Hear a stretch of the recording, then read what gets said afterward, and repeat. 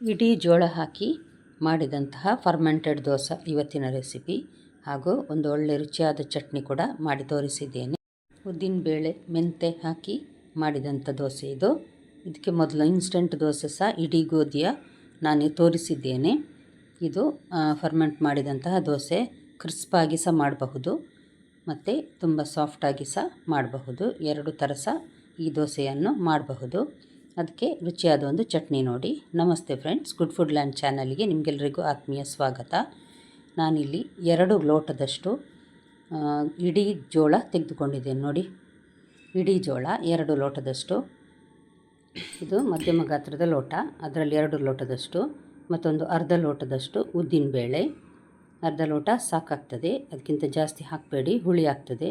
ಅದಕ್ಕೋಸ್ಕರ ಒಂದು 2 ಟೀ ಸ್ಪೂನ್ನಷ್ಟು ಮೆಂತೆಕಾಳು, ಸ್ವಲ್ಪ ಜಾಸ್ತಿ ಹಾಕಿದ್ರೇ ಒಳ್ಳೆಯದಾಗೋದು. ಅದಕ್ಕೋಸ್ಕರ 2 ಟೀ ಸ್ಪೂನ್ನಷ್ಟು ಹಾಕಿದ್ದೇನೆ. ಒಂದು 4-5 ಸಲ ತೊಳೆದು ಒಂದು 6 ಗಂಟೆ ನಾನಿದನ್ನು ನೆನೆ ಹಾಕಿದ್ದೇನೆ ನೋಡಿ. ಚೆನ್ನಾಗಿ ನೆಂದಿದೆ. ಈಗ ಸಂಜೆ ಸಾಧಾರಣ ಒಂದು 7 ಗಂಟೆ ಹೊತ್ತಿಗೆ ಚೆನ್ನಾಗಿ ನೆಂದಿದೆ. ಇದನ್ನು ನಾನೀಗ ಮಿಕ್ಸಿಗೆ ಹಾಕಿ ರುಬ್ತಾ ಇದ್ದೇನೆ. ತುಂಬ ನುಣ್ಣಗಾಗಬೇಕು.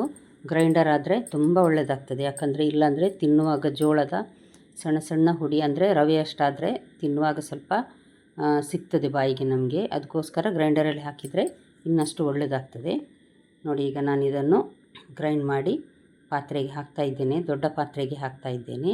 ಯಾಕಂದರೆ ಇದರಲ್ಲಿ ಅರ್ಧದಷ್ಟಾದರೆ ಒಳ್ಳೆ ಫರ್ಮೆಂಟಾಗಿ ಬೆಳಗ್ಗೆ ಪಾತ್ರೆ ತುಂಬ ದೋಸೆ ಹಿಟ್ಟು ರೆಡಿ ಆಗ್ತದೆ. ಉಳಿದ ಜೋಳವನ್ನು ಸಹ ನಾನು ಅದೇ ರೀತಿ ಗ್ರೈಂಡ್ ಮಾಡಿ ನೋಡಿ ಈಗ ಹಾಕ್ತಾಯಿದ್ದೇನೆ. ಇದಕ್ಕೆ ನಾನು ಇದು ಬೆಳಗ್ಗೆ ಉಪಯೋಗಿಸೋದು ನೋಡಿ, ಅದಕ್ಕೋಸ್ಕರ ಈಗಲೇ ಉಪ್ಪು ಹಾಕ್ತೇನೆ. ನೀವೇನಾದರೂ ಫ್ರಿಜ್ಜಲ್ಲಿ ಮರುದಿನಕ್ಕೆ ಸಹ ಉಳಿದ ಹಿಟ್ಟು ಇಡಬೇಕಂತಿದ್ದರೆ ಈಗಲೇ ಉಪ್ಪು ಹಾಕುವ ಅಗತ್ಯ ಇಲ್ಲ. ಮರುದಿನ ಬೆಳಿಗ್ಗೆ ಬೇಕಾದಷ್ಟು ಹಿಟ್ಟು ತೆಗೆದು ಮಾಡಿಕೊಳ್ಬಹುದು.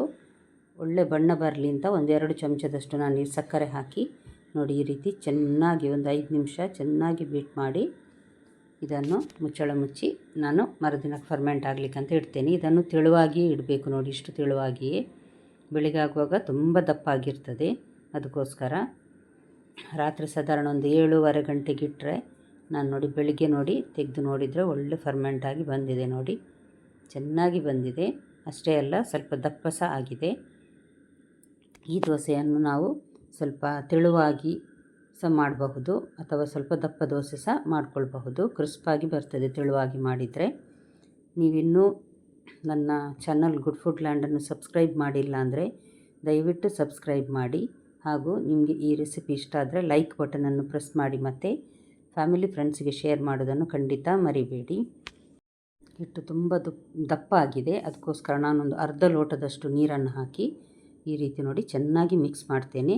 ಮಾಮೂಲಿ ದೋಸೆಯ ಹದಕ್ಕೆ ಮಾಡಬೇಕು.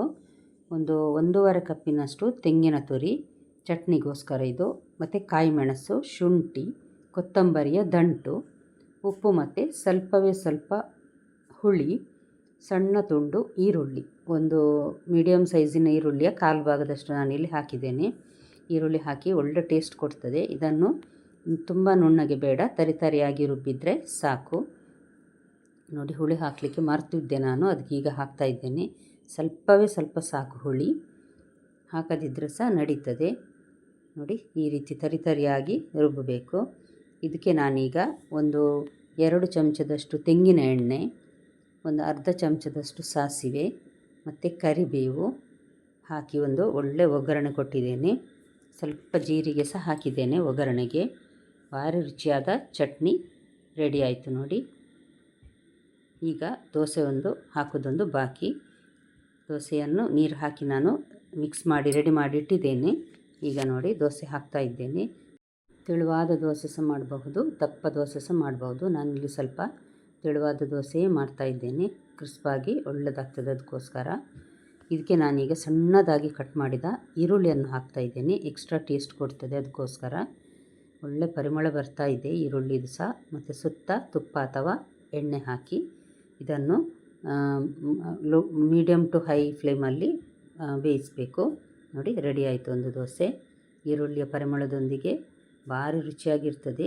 ಚಟ್ನಿ ಸಹ ಈರುಳ್ಳಿ ಹಾಕಿದ್ದೇವೆ ನಾವು, ಮತ್ತು ಕೊತ್ತಂಬರಿ ಸೊಪ್ಪಿನ ದಂಟು ಸಹ ಹಾಕಿದ್ದೇವೆ ನೋಡಿ. ಒಳ್ಳೆ ಚಟ್ನಿ. ಹಾಗಾಗಿ ಖಂಡಿತ ಒಮ್ಮೆ ಪ್ರಯತ್ನ ಮಾಡಿ ಫ್ರೆಂಡ್ಸ್ ನೋಡಿ. ಇನ್ನೊಂದು ದೋಸೆ ಸಹ ನಾನು ತೋರಿಸ್ತಾ ಇದ್ದೇನೆ ಅದೇ ರೀತಿ ನಾನಿಲ್ಲಿ ಕಬ್ಬಿಣದ ಕಾವಲಿ ಉಪಯೋಗಿಸಿದ್ದು.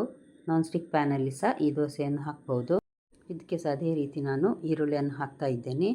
ಕ್ಯಾರೆಟ್ ತುರಿ, ಕೊತ್ತಂಬರಿ ಸೊಪ್ಪು, ಈರುಳ್ಳಿ ಮತ್ತು ಚೀಸ್ ಇನ್ನೇನಾದರೂ ಇದ್ದರೆ ಅದನ್ನು ಹಾಕಬಹುದು. ಹಾಕಿದರೆ ಸಹ ಒಳ್ಳೆ ರುಚಿಯಾದ ದೋಸೆ ರೆಡಿ ಆಗ್ತದೆ. ನೋಡಿ, ಮೇಲ್ಗಡೆ ಸ್ವಲ್ಪ ತುಪ್ಪ ಹಾಕಿ ಸಹ ಮಾಡ್ಬೋದು, ಹಾಕದೆ ಸಹ ಮಾಡ್ಬೋದು. ರೆಡಿ ಆಯಿತು ನೋಡಿ. ಇವತ್ತಿನ ರೆಸಿಪಿ ನಿಮಗೆ ಇಷ್ಟ ಆಗಿರ್ಬೋದು ಫ್ರೆಂಡ್ಸ್. ನಾಳೆ ಇನ್ನೊಂದು ಹೊಸ ರೆಸಿಪಿಯೊಂದಿಗೆ ನಿಮ್ಮನ್ನು ಮತ್ತೆ ಭೇಟಿ ಆಗ್ತೇನೆ. ನೋಡಿದ ಎಲ್ಲ ವೀಕ್ಷಕರಿಗೆ ಧನ್ಯವಾದ.